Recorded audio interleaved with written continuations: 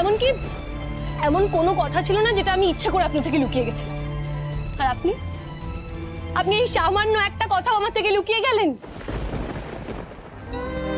আপনি আমার থেকে আপনার জীবনের সবচেয়ে বড় সত্যিটা আড়াল করছেন, আমাকে প্রত্যেকটা পদক্ষেপে ঠকিয়েছেন।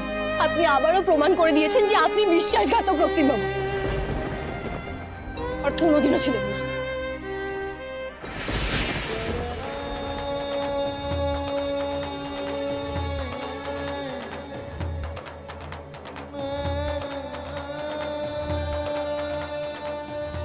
প্লিজ ডালি,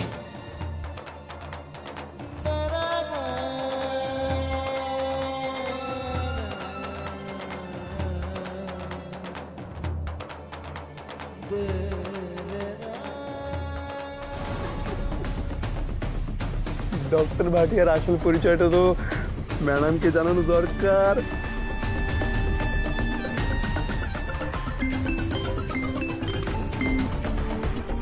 হ্যাঁ সৌরভ, বলো, ডালির সাথে দেখা হয়েছে তোমার? না ম্যাম, ডালির সাথে আমার দেখা হয়নি, কিন্তু ডালির সাথে অন্য একজন দেখা করতে এসছে। মানে কে এসেছে? ডক্টর ভাটিয়া। ডক্টর ভাটিয়া মানে দাদার বন্ধু ডক্টর ভাটিয়া? ও গড সৌরভ, উনি ওখানে নিশ্চয়ই গেছেন দাদার আর ডালির প্রবলেম সলভ করতে। ওনাকে একদম অ্যালাউ করো না, তুমি কিছু একটা করো ব্যবস্থা এক্ষুনি ওনাকে ওখান থেকে সরানোর। ম্যাম ম্যাম ম্যাম, যা করার আমি অলরেডি করে দিয়েছি ম্যাম। আর রক্তিমবাবু ডক্টর ভাটিয়াকে পাঠাননি, রক্তিমবাবু নিজেই এসছেন। দাদা ওখানে গেছে ডালির সঙ্গে দেখা করতে? ডক্টর ভাটিয়ার আপনার দাদা মানে রক্তিম দেব বর্মন একই মানুষ।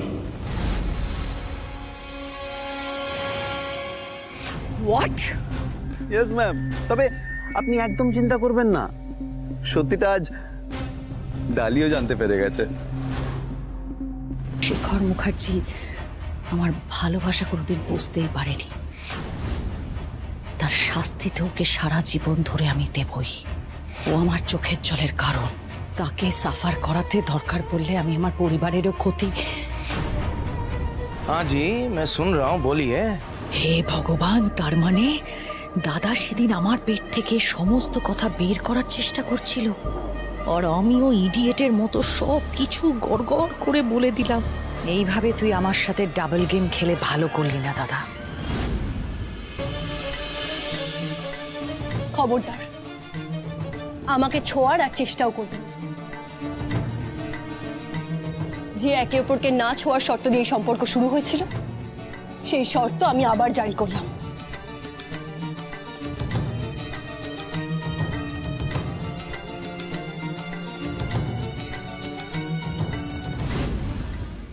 ডালি কেন আমার সাথে এরকম রুক্ষ ব্যবহার করছেন?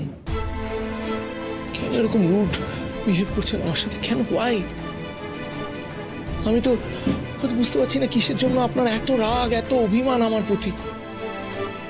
হ্যাঁ আমি ছদ্মবেশ নিয়েছি, আমি জানি আপনার থেকে আমি সত্যিটা আড়াল করেছি, সেটা তো শুধু শুধু আপনার পাশে দাঁড়ানোর জন্য ডালি, আপনাকে আঘাত করার জন্য নয়। আই সোয়ার আমি সবসময় ভালো চেয়েছি।